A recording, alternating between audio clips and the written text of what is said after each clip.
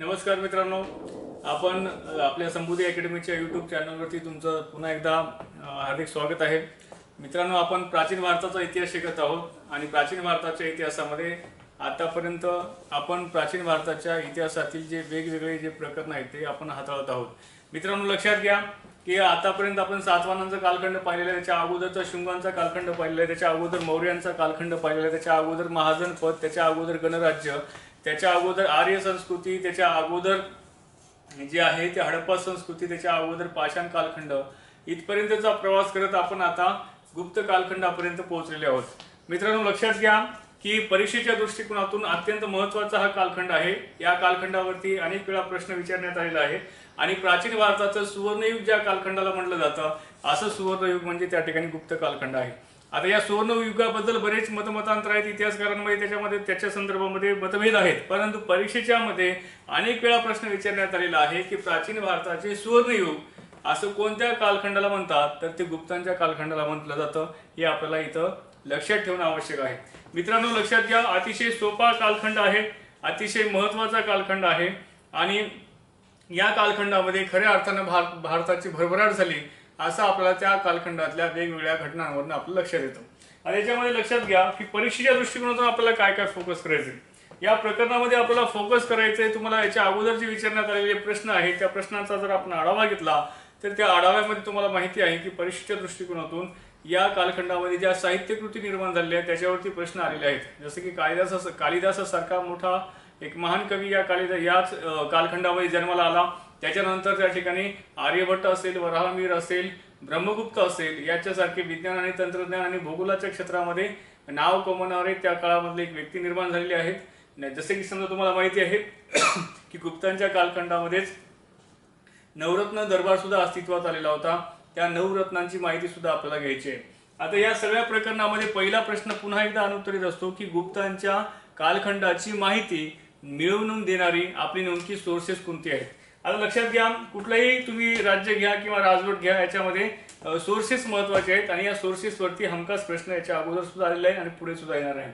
लक्षात घ्या, गुप्त साम्राज्याची जी माहिती मिळते आपल्याला त्या काळामध्ये जे कोणकोणते लिटररी म्हणजे साहित्यिक स्रोत कोणते होते आणि त्यानंतर अभिलेखीय स्रोत कोणते, म्हणजे शिलालेख असेल, ताम्रपट असेल, म्हणजे पुरातत्वीय स्रोत कोणते होते, याच्यावरून सुद्धा आपल्याला त्या ठिकाणी त्यांच्या कालखंडाची माहिती प्राप्त होते. आता जसं तुम्हाला माहिती आहे की धार्मिक साहित्यामध्ये जर आपण बघितलं तर पुराणांमध्ये वायुपुराण असेल, विष्णू पुराण असेल, ब्रह्मपुराण असेल, याच्यामधून सुद्धा आपल्याला गुप्त साम्राज्याच्या वेगवेगळ्या राजांविषयीची माहिती प्राप्त होते. म्हणजे पुराणांमध्ये सुद्धा जे महत्त्वाची पुराण कोणती आहेत जी की गुप्त साम्राज्याशी संबंधित आहेत ते म्हणजे आहे विष्णू पुराण, वायुपुराण आणि ब्रह्मपुराण. या तीन पुराणांमधून आपल्याला गुप्त साम्राज्याची सविस्तर माहिती मिळण्यासाठी मदत होत असते. आता त्याच्यानंतर लक्षात घ्या की गुप्तांच्या कालखंडामध्ये वेगवेगळे लेखक होऊन गेलेले आहेत. याच्यावरती प्रश्न याच्या अगोदर आलेला आहे. मग ते लेखक कोणकोणते होते, आता त्या कालखंडामध्ये माहिती आहे तुम्हाला की विशाखा दत्त नावाचा व्यक्ती होऊन गेला. या विशाखा दत्त नावाच्या व्यक्तीने देवी चंद्रगुप्तम नावाचा ग्रंथ लिहिला. आता देवी चंद्रगुप्तम नावाचा जो ग्रंथ आहे याच्यामध्ये चंद्रगुप्त नावाचा जो राजा आहे त्याच्या संदर्भामध्ये त्याच्या चारित्र्यावरती आधारित हे नाटक आहे आणि या देवी चंद्रगुप्तमच्या या नाटकावरून आपल्याला गुप्तांच्या साम्राज्याची सविस्तर माहिती आपल्याला प्राप्त होते, जे की विशाखा दत्त नावाच्या व्यक्तीने लिहिलेलं आहे. आता या कालखंडातला सगळ्यात मोठा साहित्यकृती निर्माण करणारा व्यक्ती जो नावाजलेला आहे त्याचं नाव आहे कालिदास. आता लक्षात घ्या की कालिदासानं 7 जी महत्वाची जी पुस्तकं लिहिली आहेत त्याच्यामध्ये महाकाव्यांचा सुद्धा समावेश आहे. कालिदासांच्या साहित्यकृतीवरून आपल्याला जसं त्या ठिकाणी साहित्यामधले वेगवेगळे राग रंग त्या ठिकाणी दिसून येतात, तसेच कालिदासाच्या साहित्यावरून आपल्याला ऐतिहासिक काही पार्श्वभूमी सुद्धा आपल्याला प्राप्त होते. त्यामुळे त्याच कालिदासानं त्या ठिकाणी मालविकाग्निमित्र नावाचं त्या ठिकाणी नाटक लिहिलं आहे. या मालविकाग्निमित्रम नावाचं नाटकमध्ये अग्निमित्र नावाचा राजा आहे आणि मालविका नावाची त्या ठिकाणी एक स्त्री आहे. या दोघांच्या त्या ठिकाणी प्रेमप्रसंग आणि त्यांच्या आयुष्यात घडणाऱ्या ज्या काही घटना आहेत याच्या संदर्भातली माहिती कालिदासानं मालविकाग्निमित्रम नावाच्या नाटकामध्ये रचलेली आहे आणि ते दोघंही त्या ठिकाणी ऐतिहासिक पुरुष आहेत. याच्यावरून आपल्याला कालिदासाचं ही साहित्यकृती महत्वाची आहे हे आपल्याला लक्षात येते. जे 7 जे नाटक महत्वाचे आहेत त्याच्यामध्ये 4 महाकाव्य आहेत हे आपल्याला लक्षात घेणं आवश्यक आहे. त्यामध्ये रघुवंशम आहे, कुमार संभवम आहे, मेघदूतम नावाचं आहे आणि ऋतुसंहार नावाचे, हे 4 महाकाव्य आहेत. आणि त्यानंतर इतर जे काही नाटक आहेत त्यामध्ये मालविकाग्निमित्रम आहे, शाकुंतलम आहे आणि विक्रमवर्ष्यम नावाचं त्या ठिकाणी नाटक आहे. हे 7च्या 7 नाटक तुम्हाला परीक्षेला विचारण्यात आलेले आहे. UPSC घ्या किंवा MPSC घ्या किंवा इतर जे काही समजा परीक्षा आहेत ज्याच्यामध्ये प्राचीन भारत हा सिलेबस आहे त्यामध्ये ही नाटकं विचारण्यात आलेली आहेत. त्याच्यामुळे जसं की आपल्याला माहिती आहे की कालिदासाला भारताचा शेक्सपियर म्हटलं जातं आणि त्यामुळे कालिदासाला भारताचा शेक्सपियर म्हटलं जातं. याच्यावर अनेक वेळा प्रश्न आलेला आहे. तर या कालिदासाचं जे अभिज्ञान शाकुंतलम नावाचं जे नाटक आहे ते नाटकाचं भाषांतर सुद्धा करण्याचं काम सर विल्यम जोन्स नावाच्या व्यक्तीने केलेलं आहे, जो की एशियाटिक सोसायटी ऑफ बेंगॉलशी संबंधित आहे.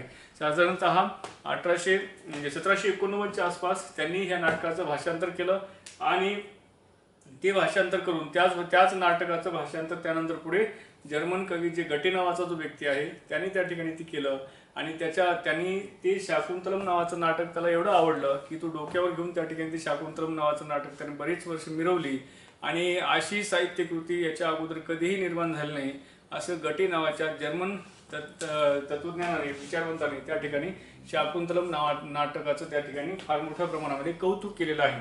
आता लक्षात घ्या, हेच जे काही समजा आपण अभ्यास करतो त्याच्या संदर्भामध्ये प्रश्न आलेले आहेत. त्यामुळे त्या नाटकाचं अनेक भाषांमध्ये भाषांतरण झालेले आहे. त्याला महाकवी सुद्धा म्हणतात. आपल्याकडे नागपूरला कवी कुलगुरू कालिदास संस्कृत विद्यापीठ सुद्धा आहे, जे की कालिदासाच्या नावाने सुद्धा त्या ठिकाणी आपल्याला पाहायला मिळतं. आता याच कालिदासाच्या या नाटकांवरून आपल्याला गुप्तांच्या राज्याची बरीचशी माहिती प्राप्त होते, कारण की नवरत्न दरबारामध्ये एक रत्न म्हणजे कालिदास होता. पुढचे जे काही समजा साहित्यिक स्रोत आहे त्याच्यामध्ये आपल्याला माहिती आहे की अमरसिंह नावाचा व्यक्ती होऊन गेला. त्या अमरसिंहानं त्या ठिकाणी अमरकोश नावाचा ग्रंथ लिहिला. या अमरसिंहाने अमरकोश नावाचा ग्रंथ लिहिला. या ग्रंथामधून आपल्याला जे काही गुप्त साम्राज्य आहे त्या गुप्त साम्राज्यामधल्या प्रशासनाची व इतर गोष्टींची माहिती सुद्धा आपल्याला प्राप्त होते. त्यानंतर सिंहासन 32 नावाचा जो ग्रंथ आहे तो वेताल भट्ट नावाच्या व्यक्तीने लिहिला आहे. याच्यामध्ये सुद्धा आपल्याला गुप्तांची माहिती प्राप्त होते. त्यानंतर सुश्रुत संहिता हा सुश्रुताने त्या ठिकाणी लिहिलेला ग्रंथ आहे. तुम्हाला माहिती आहे की जसं चरक नावाच्या व्यक्तीने चरक संहिता लिहिली तसं सुश्रुत नावाच्या व्यक्तीने सुश्रुत संहिता लिहिली. आयुर्वेदावरचा एक महत्त्वाचा ग्रंथ आहे. प्राचीन कालखंडामध्ये शस्त्रक्रिया असतील, वेगवेगळे जे आजार आहेत याच्या संदर्भामधले आजारांचं नाव आणि त्याच्यावरचं निदान या दोन्ही गोष्टींचा समावेश असणारा ग्रंथ म्हणजे सुश्रुत संहिता आहे, जो की गुप्त कालखंडामध्ये रचण्यात आलेला आहे. त्याच्यानंतर भास नावाचा व्यक्ती होऊन गेला. हा सुद्धा गुप्त काळामधला एक फार मोठा विद्वान होता. त्या भासानं स्वप्न वासव दत्तम नावाचं नाटक लिहिलं. या स्वप्न वासव दत्तम नावाच्या नाटकावरून आपल्याला गुप्त कालखंडावरती प्रकाश टाकता येतो. त्यानंतर विष्णू शर्मा नावाचा व्यक्ती आहे. त्या विष्णू शर्मानं पंचतंत्र हा कथात्मक संग्रह आहे. या कथात्मक संग्रहामधून आपल्याला त्याच्यामधून बरीचशी माहिती प्राप्त होते. त्यानंतर मुद्रा राक्षस आणि देवी चंद्रगुप्तम हे दोन्ही नाटक जे आहेत हे विशाखा दत्तानं लिहिलेली नाटक आहे. मृच्छकटिकम नावाचं जे नाटक आहे हे शूद्रकानं दिलेलं नाटक आहे. हे दुःखद कथेवरती आधारित असणारं हे नाटक आहे. मृच्छकटिकम हे जे शूद्रकानं लिहिलेलं आहे. त्यानंतर आपल्याला माहिती आहे की कामंदक नावाचा जो व्यक्ती आहे त्या कामंदकानं नीतिसार जे काही समजा नैतिक मूल्यावर आधारित आणि प्रशासनावर आधारित नावाचा जे काही ग्रंथ आहे तो कामंदक नावाच्या व्यक्तीने लिहिलेला आहे. आता मित्रांनो लक्षात घ्या की कामंदकानं नीतिसार नावाचा ग्रंथ लिहिला आणि त्यानंतर हे जेवढे काही आपण ग्रंथ पाहत आहोत हे याच्यावरती प्रश्न येतो आणि ह्याच्यावरती कोणता ग्रंथ कोणत्या लेखकाने लिहिला अशा स्वरूपामध्ये प्रश्न येतो आणि तो जो ग्रंथ आहे आणि तो जो व्यक्ती आहे हा कोणत्या कालखंडाशी संबंधित आहे याच्यावर सुद्धा प्रश्न तुम्हाला विचारला जातो. आता जे साहित्यिक स्रोतावर तुम्हाला माहिती आहे की जसे भारतीय लोकांनी लिहिलेले जे साहित्य आहे ते तर आहेतच आहेत. त्याच्यानंतर परकीय लोकांनी ज्याच्यामध्ये आपल्याला चीनी प्रवासी आहेत यांनी सुद्धा भारताला या गुप्त कालखंडामध्ये भेट दिलेली आहे. हुयेसंग असेल, हुयेसंग नावाचा जो व्यक्ती आहे तर त्यांनी भारताला भेट दिलेली आहे गुप्त कालखंडामध्येच. हुयेसंग नावाच्या व्यक्तीने त्या ठिकाणी पुढे हर्षवर्धनाच्या कालखंडामध्ये भेट दिलेली आहे. फाय्या नावाचा व्यक्ती जो आहे तो गुप्त कालखंडामध्ये भेट दिलेली आहे. या दोघांचाही त्या ठिकाणी जे प्रवास वर्णन आहेत त्या प्रवास वर्णनावरून आपल्याला गुप्त साम्राज्याची यथोचित त्या ठिकाणी माहिती उपलब्ध होते. हे सुद्धा आपण तेवढ्याच महत्त्वाचं त्या ठिकाणी लक्षात ठेवणं आवश्यक आहे. अभिलेखीय स्रोतामध्ये ज्यावेळेस आपण विचार करतो तर जसं आपल्याला माहिती आहे की शिलालेख किंवा प्रशस्ती लेख, स्तंभलेख हे त्या ठिकाणी पुरातत्वीय साधनांमध्ये येतात आणि पुरातत्वीय साधनं ही पुराभिलेखीय साधनांपेक्षा अतिशय त्या ठिकाणी महत्त्वपूर्ण आणि विश्वसनीय मानली जातात। कारण का आता साहित्यिक स्रोतामध्ये पुरावी ज्यावेळेस एखादा लेखक त्या ठिकाणी एखादं साहित्य निर्माण करतो त्यावेळेस त्याच्यावरती तो ज्याच्या दरबारामध्ये आहे त्या राजाच्या संदर्भामध्ये तो अतिरंजित विधान करतो, परंतु जे पुरातत्वीय जे काही साधनं उपलब्ध होतात ते मात्र त्या ठिकाणी विश्वसनीय असतात। कारण की एखाद्या राजाने मिळवलेला जो विजय आहे त्या विजयाच्या प्रत्यर्थ त्या ठिकाणी ते पुरातत्वीय साधनं त्या ठिकाणी ते निर्माण होत असतात। त्यामुळे ते पुस्तकांपेक्षा जास्त महत्त्वाचे आहेत किंवा जास्त त्या ठिकाणी विश्वसनीय त्या ठिकाणी मानले जातात। मित्रांनो लक्षात घ्या, समुद्रगुप्ताचा प्रयाग प्रशस्ती लेख आहे हे महत्त्वाचं आहे। म्हणजे प्रयाग प्रशस्ती म्हणजे काय तर स्तुती, तर या प्रयाग या ठिकाणी असलेला जो समुद्रगुप्ताचा जो प्रयाग प्रशस्ती लेख आहे याच्यावरून आपल्याला समुद्रगुप्ताच्या राज्याची, प्रशासनाची आणि त्याच्या वैयक्तिक त्या ठिकाणी जो त्याचा कारकीर्द आहे त्या कारकिर्दीवर प्रकाश टाकण्यासाठी हे समुद्रगुप्ताचं जे प्रयाग प्रशस्ती आहे अतिशय महत्त्वाचं साधन म्हणून आपल्याला गुप्त कालखंडाच्या संदर्भामध्ये मानलं जातं। आता या समुद्रगुप्ताची जी प्रयाग प्रशस्ती आहे हा समुद्रगुप्ताचा जो प्रधान असणारा जो हरिसेन नावाचा जो व्यक्ती आहे त्या हरिसेननं ही प्रशस्ती निर्माण केली, म्हणजे हे कोरण्यात आलेलं आहे त्या हरिसेनकडून।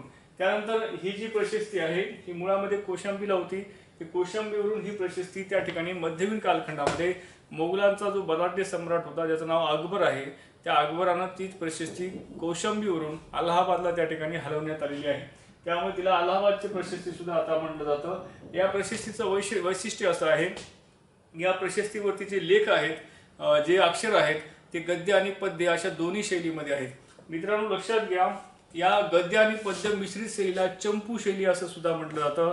तुम्ही जर शिवाजी महाराजांच्या कालखंडामधील साधनं किंवा मध्ययुगीन कालखंडामधली जर साधनं जर बघितली तर त्याच्यामध्ये चंपू असं त्या ठिकाणी साहित्य कृतीमध्ये शब्द येतो, जसे की समजा राधा माधव विलास चंपू। आता हे शिवाजी महाराजांच्या कारकिर्दीवर प्रकाश टाकणारे एक त्या ठिकाणी साहित्य कृती आहे, तर राधा माधव विलास चंपू म्हणजे गद्य आणि पद्य शैलीमध्ये असणारं ते साहित्य आहे म्हणून ते शेवटी चंपू आलं। तर चंपू शैली जी आहे ही मध्ययुगीन कालखंडाच्या प्रारंभी उदयास आलं, त्याच्यापैकी त्या ठिकाणी म्हणजे गुप्तांच्या दरम्यान आणि मध्ययुगाच्या प्रारंभी निर्माण आली आणि मध्ययुगीन कालखंडामध्ये या शैलीचा उगम म्हणजे मोठ्या प्रमाणामध्ये वापर झाला। गद्य आणि पद्य मिश्रित अशी शैली म्हणजे चंपू शैली असं आपण त्यामध्ये म्हणतो। तर राधा माधव विलास चंपू हे त्याचं आणखी एक त्या ठिकाणी उदाहरण आहे। प्रयाग प्रशस्ती जी आहे ही चंपू शैलीमध्ये म्हणजेच गद्य आणि पद्य मिश्रित शैलीमध्ये तुम्हाला पाहायला मिळतं। समुद्रगुप्ताची जी वेगवेगळी जी आव्हानं आहेत आणि त्याची जी कारकीर्द आहे त्याच्यावर फोकस करण्यासाठी प्रयाग प्रशस्ती अतिशय महत्त्वाची आहे। तुम्हाला परीक्षेमध्ये प्रश्न सरळ विचारला जातो की प्रयाग प्रशस्ती कोणाच्या कारकिर्दीशी संबंधित आहे, तर तो गुप्त सम्राट समुद्रगुप्ताच्या कारकिर्दीशी संबंधित आहे। ती कोणत्या शैलीमध्ये आहे, तर ती गद्य आणि पद्य म्हणजे चंपू शैलीमध्ये सुद्धा तुम्हाला पाहायला मिळते। त्यानंतर ती प्रयाग प्रशस्ती कौशांबीवरून अलाहाबादला कुणी आणली, तर ती सम्राट अकबरानं आणलेली आहे, हे सुद्धा आपल्याला पाहणं तेवढंच महत्त्वाचं आहे। तर लक्षात घ्या, पुढचा जो काही गुप्त साम्राज्यावर प्रकाश टाकणारा जो अभिलेख आहे तो आहे महारवली त्या ठिकाणी अभिलेख, महारवली अभिलेख। आता हे जे महारवली अभिलेख जो आहे हे अभिलेख कोणाविषयीची माहिती देतो, तर ते चंद्रगुप्ताविषयी माहिती देतो। आपल्याला माहिती आहे की चंद्रगुप्त द्वितीय नावाचा जो राजा होऊन गेला, बलाढ्य सम्राट जो की गुप्तांच्या कालखंडात होऊन गेला, तर त्या चंद्रगुप्त द्वितीयशी संबंधित असणारा अभिलेख शिलालेख म्हणजे त्या ठिकाणी महरवलीचा शिलालेख। आता महरवली हे ठिकाण आहे, तर याच्यावरून आपल्याला चंद्रगुप्त द्वितीयची माहिती मिळते। आणि या महरवली अभिलेखाचं वैशिष्ट्य हे आहे की याच्यामध्ये गरुड जे ध्वज आहे किंवा गरुड जे निशाण आहे, जे चिन्ह आहे याच्याविषयीची माहिती आहे। आणि जे विष्णू ध्वज आहे, गरुड चिन्ह आणि विष्णू ध्वज याच्या संदर्भातली जी चर्चा आहे ते तुम्हाला या महरवली अभिलेखावरून त्या ठिकाणी दिसते। याच्यावरून चंद्रगुप्त द्वितीय हा वैष्णव धर्मी होता, विष्णूचा उपासक होता, असं त्या ठिकाणी आपल्याला त्या अभिलेखावरून लक्षात येते। आता पुढचा जो काही समजा अभिलेख आहे तो आहे गिरनार अभिलेख। तुम्हाला माहिती आहे की आजचं जे गुजरात आहे त्या गुजरातमध्ये गिर नावाचा जो भाग आहे त्याला गिरनारचा डोंगररांगा सुद्धा म्हणतात, तर त्या गिरनारच्या परिसरामध्ये गिरनार अभिलेख आहे। तर तो अभिलेख आहे स्कंदगुप्ताशी संबंधित असणारा हा अभिलेख आहे। तर म्हणजे जो की आपल्याला माहिती आहे की स्कंदगुप्त हा गुप्त साम्राज्यातले जे शेवटचे राजे आहेत त्याच्यातला एक महत्त्वाचा शेवटचा राजा म्हणजे हा स्कंदगुप्त आहे। तर या स्कंदगुप्ताशी संबंधित असणारा अभिलेख कोणता आहे, तर गिरनारचा अभिलेख आहे, जो की गुजरातमध्ये आहे. दुसरी गोष्ट म्हणजे पुढचा जो काही अभिलेख आहे जो गुप्त कालखंडाशी संबंधित आहे तो म्हणजे एरन अभिलेख. आता एरनचा अभिलेख जो आहे हा भानुगुप्ताने त्या ठिकाणी निर्माण केलेला अभिलेख आहे. एरनचा अभिलेखाचं वैशिष्ट्य हे आहे की सती या शब्दाचा किंवा सती प्रथेचा जो काही पहिला उल्लेख आपल्याला पाहायला मिळतो अभिलेखांमध्ये, तो पहिला उल्लेख आपल्याला एरनच्या अभिलेखामध्ये मिळतो, जो भानुगुप्ताने निर्माण केलेला आहे. याच्यावर प्रश्न आलेला आहे, त्यामुळे तुम्ही हे लक्षात ठेवा की सती प्रथेचा अभिलेखामधला पहिला उल्लेख आपल्याला कुठं पाहायला मिळतो, तर ते एरनच्या अभिलेखामध्ये आपल्याला पाहायला मिळतो. हे लक्षात ठेवणं आवश्यक आहे. त्यानंतर जे काही गुप्तकालीन जे आपण पुरातत्वीय साधनं पाहतोय त्याच्यामध्ये एक महत्वाचं आणखी एक साधन म्हणजे तुम्हाला पाहता येतं की गुप्त कालखंडाला सुवर्णयुग म्हटलं जातं. मग सुवर्णयुग म्हटल्याच्या नंतर तिथल्या जे काही मुद्रा किंवा चलन किंवा नाणी जे म्हणतो याच्यामध्ये सुवर्ण मुद्रांचं प्रमाण मोठ्या प्रमाणामध्ये होतं. प्राचीन भारताच्या इतिहासामध्ये सर्वाधिक जे काही सुवर्ण मुद्रा आहेत त्या आपल्याला गुप्त कालखंडात सापडलेल्या आहेत. आणि गुप्तकालीन जे काही समजा मुद्रा आहेत सुवर्ण मुद्रा, त्याच्यामध्ये त्या सुवर्ण मुद्रांचा जो काही एकत्रित जो साठा आहे तर तो आपल्याला राजस्थानमध्ये भरतपूर नावाचं ठिकाण आहे त्या ठिकाणाहून सापडलेले आहेत. आता गुप्त कालखंडामध्ये ज्या सोन्याची जी नाणी आहेत त्याला दिनार म्हटलं जायचं, तर या सोन्याच्या नाण्यांना दिनार म्हटलं जायचं आणि चांदीच्या नाण्याला त्या ठिकाणी रुप्यक असं त्या ठिकाणी हे नाव त्याला होतं, म्हणजे गुप्त कालखंडामध्ये. मित्रांनो लक्षात घ्या, ज्या प्रकारे आपण गुप्त साम्राज्याचे साधनं पाहत आहोत त्या साधनांमध्ये आपण जी वेगवेगळी साहित्यिक स्रोत पाहिलेले आहेत त्याचबरोबर आपण कुठल्याही साम्राज्याचा आपण फक्त राजकीय अभ्यास करून चालत नाही, तर त्या साम्राज्याच्या अंतर्गत घडलेल्या ज्या आर्थिक असतील, सामाजिक असतील, धार्मिक असतील या प्रत्येक गोष्टींचा आपल्याला अभ्यास करणं तेवढंच अगत्याचं ठरतं. तर लक्षात घ्या की गुप्त कालखंडामध्ये ख्यातनाम असे फार मोठमोठे गणितज्ञ असतील, त्यानंतर स्थापत्याच्या क्षेत्रामध्ये नामवंत व्यक्ती असतील, अशा मोठमोठ्या लोकांचा त्या ठिकाणी आपला गुप्तांच्या राज्यामध्ये उदय झालेला आपल्याला दिसून येतो. त्यापैकीच एक म्हणजे त्या ठिकाणी आर्यभट्ट आहे. तुम्हाला माहिती आहे की आर्यभट्टाला बीजगणिताचा जनक असे आर्यभट्टाला त्या ठिकाणी म्हटलं जातं. तर या आर्यभट्टाचं जो निवासस्थान आहे ते आहे पाटलीपुत्र, हे आर्यभट्टाचं निवासस्थान होतं. आर्यभट्ट ओळखला जातो ते म्हणजे शून्याचा शोध लावणारा व्यक्ती म्हणून. या जगामध्ये सगळ्यात मोठी जी देण आहे शून्याची तर ती कोणी दिली असेल तर ती आर्यभट्टाने दिलेली आहे. आणि गणितामध्ये, खगोलशास्त्रामध्ये आर्यभट्टाचं फार मोठं योगदान आहे. तरी आर्यभट्टाचं जे काही दोन महत्वाचे ग्रंथ आहेत ते म्हणजे आर्यभट्टीय आणि दुसरं म्हणजे आर्यभट्ट सिद्धांत. हे दोन्ही ग्रंथ हे आर्यभट्टाचे महत्वाचे आहेत. आणि त्याच ग्रंथांमध्ये आर्यभट्टानं सूर्य सिद्धांत सुद्धा मांडलेला आहे. त्यानंतर घनमूळ आणि वर्गमूळ कसं काढायचं याच्या संदर्भामधली माहिती सुद्धा आर्यभट्टानं प्राचीन कालखंडामध्ये आपल्या त्या वयस्या ग्रंथामध्ये दिलेली आहे. आज आपल्याला ही एखादी गोष्ट फार सोपी वाटते, परंतु त्या काळामध्ये नेमका गणिताचा वापर भारतीय लोक कसे करत होते याविषयीची सविस्तर माहिती आपल्याला आर्यभट्टाच्या ग्रंथामध्ये आपल्याला प्राप्त होते. आणि त्यानंतर आर्यभट्ट हा पहिला व्यक्ती आहे ज्याने असं सांगितलं की पृथ्वी ही आपल्या आसाभोवती फिरते. आपल्याला माहिती आहे की परिवलन आणि परिभ्रमण ह्या ज्या काही दोन कन्सेप्ट आहेत भूगोलामधल्या त्याच्याविषयीचं विस्तृत जे काही संशोधन आहे तर ते आर्यभट्टानं आपल्या काळामध्ये केलं होतं हे आपल्याला दिसतं. आणि पृथ्वी ही आपल्या आसाभोवती फिरते हे आपल्याला त्यांनी सांगितलेलं आहे. त्यानंतर पृथ्वी जी आहे जसं आपल्याला माहिती आहे की 365 दिवस 6 तास हे पृथ्वीला आपल्या परिभ्रमणाचा कालावधी लागतो. तर ते जे आहे तर पृथ्वी आपली प्रदक्षिणा जी आहे तर ती 365.25868005 इतक्या दिवसांमध्ये पृथ्वी ही आपली प्रदक्षिणा पूर्ण करते. एवढा अचूक जे काही टायमासहित आणि दिवस आणि वेळेसहितचा जो काही समजा अंदाज जो आहे तर तो अंदाज त्या ठिकाणी आर्यभट्टानं आपल्या ग्रंथामध्ये ते मोजमाप केलेलं आहे, ते गणन केलेलं आहे. हे अतिशय नंतरच्या कालखंडामध्ये ह्या घटना सिद्ध देखील झालेल्या आहेत. त्याच्यावरून आपल्याला लक्षात येते की आर्यभट्टाचं त्या काळामधलं खगोलामधलं आणि गणितामधलं योगदान हे किती आवश्यक होतं, महत्वाचं होतं. त्यानंतर ग्रहणे ही जी आहेत ही काही कुठली अचानक घडत नसतात किंवा ग्रहणांच्या पाठीमागे कोणी काही राक्षस वगैरे असे कुठले ग्रहण घडवत नसतात. तर ग्रहण जी आहेत तर ही ग्रहण सूर्य आणि पृथ्वी याच्यामध्ये जेव्हा चंद्र येतो ते येत आल्याच्या नंतर त्या ठिकाणी ग्रहण जे आहे ते लागत असतात. या पाठीमागे कुठलीही अंधश्रद्धा नाही असं सांगणारा पहिला व्यक्ती म्हणजे आर्यभट्ट आहे. त्याच्याच नावावरून आपण जो आपला पहिला उपग्रह सोडला त्याचं नाव सुद्धा आर्यभट्टच आपण ठेवलेलं आहे. तर ही जे आर्यभट्ट आहे ते आर्यभट्टांनी याच्या संदर्भामध्ये सांगितलेले आहे. तर गणितामध्ये आर्यभट्टाचं दुसरं एक महत्वाचं योगदान म्हणजे काय, आपल्याला माहिती आहे की गणितामध्ये पाय जी कन्सेप्ट वापरली जाते त्या पायची किंमत जी आहे तर ती किंमत त्या काळामध्ये आर्यभट्टानं सांगितली होती 3.1416, जी की आज सुद्धा त्या ठिकाणी ॲज इट इज जशा तशी ती सिद्ध झाली. त्याच्यावर लक्षात घ्या की 22 सप्तमांशाची किंमत निघते. तर आर्यभट्टानं पायची किंमत जी काही निश्चित केली होती 3.1416, ही आर्यभट्टाने ही त्या काळामध्ये सांगितलेली होती, जी की नंतरच्या काळामध्ये ॲज इट इज जशा तशी ती स्वीकारण्यात आली होती. हे सुद्धा आर्यभट्टाचं हे गुप्त काळामधलं योगदान आहे आणि आतापर्यंतचं ते योगदान त्या ठिकाणी महत्त्वाचं ठरलेलं आहे. तर हे सुद्धा आपल्याला परीक्षेच्या दृष्टिकोनातून या गोष्टी सुद्धा तुम्हाला माहिती असणं आवश्यक आहे. तर त्यानंतर याच गुप्त कालखंडामध्ये घडलेला दुसरा व्यक्ती म्हणजे वराहमिहिर. या वराहमिहिर हा सुद्धा एक ख्यातनाम खगोलतज्ञ, ज्योतिषी आणि गणिततज्ञ होता. तर याची महत्त्वाचे 2 ग्रंथ आहेत. एक म्हणजे पंचसिद्धांतिका. हा पंचसिद्धांतिका नावाचा ग्रंथ वराहमिहिरने लिहिला आणि बृहत्संहिता, हा बृहत्संहिता सुद्धा वराहमिहिरचाच ग्रंथ आहे. तर याच्या वराहमिहिरचं वैशिष्ट्य हे आहे की वराहमिहिर हे मौसम नसताना, म्हणजे त्या ठिकाणी जसं समजा म्हणजे एखाद्या विशिष्ट जे काही फळ धारण करण्याचा जो कालावधी आहे, म्हणजे ते हवामान नसताना सुद्धा त्या काळामध्ये आपल्याला एखाद्या विशिष्ट वृक्षापासून फळं कसे प्राप्त करता येऊ शकतात याविषयीचं अचूक जे काही तंत्रज्ञान आहे किंवा अचूक जे काही समजा संशोधन आहे, हे वराहमिहिरनं त्या काळामध्ये केलेलं आहे. म्हणजे त्या ठिकाणी कलम, एखाद्या झाडाची कलम करणं असेल, त्याच्यानंतर चांगल्या दर्जाचा एखादा नवीन पशुची निर्मिती करणं असेल, या प्रकारच्या संदर्भाबद्दल जे चिकित्सा आहे ते वराहमिहिरनं आपल्या या ग्रंथांमध्ये सांगितलेली आहे. याच्यामुळे हे सुद्धा ग्रंथ तितक्याच मोठ्या प्रमाणामध्ये महत्त्वाचा आहे. परीक्षेच्या दृष्टिकोनातून तुम्हाला हे लक्षात ठेवायचं आहे की वराहमिहिर हा खगोलतज्ञ होता, ज्योतिषतज्ञ होता आणि गणितज्ञ होता आणि वराहमिहिरने ही 2 ग्रंथ महत्त्वाची लिहिलेली आहेत. हे तुम्हाला माहिती असणं आवश्यक आहे.